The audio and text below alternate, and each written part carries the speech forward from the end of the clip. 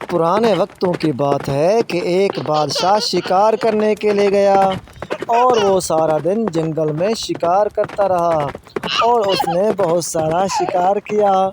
سارا دن شکار کرتے کرتے تھک گیا تھا اور اسے اب تو پیاس محسوس ہونے لگی تھی، تو اس نے قریبی گاؤں میں جا کر پانی پینے کا سوچا۔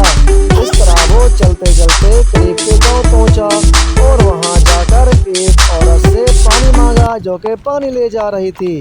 پانی پینے کے بعد وہ بادشاہ اس عورت پر عاشق ہو گیا۔ عورت نے اس کے رویے کو بھانپ لیا اور بہت خوفزدہ ہو گئی۔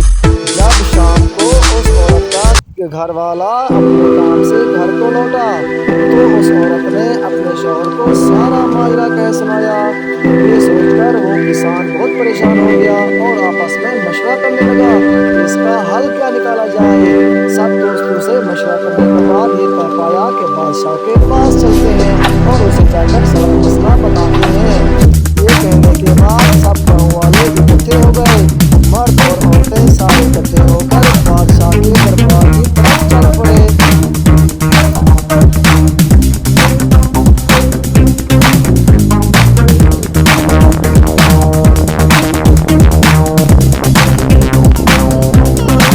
جب وہ بادشاہ کے دربار میں پہنچے تو باہر درباریوں سے کہا کہ ہمیں بادشاہ سے کام ہے۔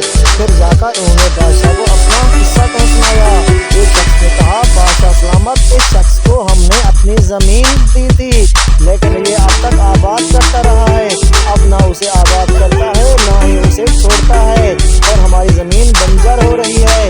بادشاہ نے پوچھا، کیا مسئلہ ہے، مجھے کھل کر بتاؤ۔ اس شخص نے کہا کہ بادشاہ سلامت، میرے کھیتوں میں ایک شیر آ گیا ہے اور اس سے مجھے جان کا خطرہ ہے، اس لیے میں اس زمین کو اب آباد نہیں کر سکتا۔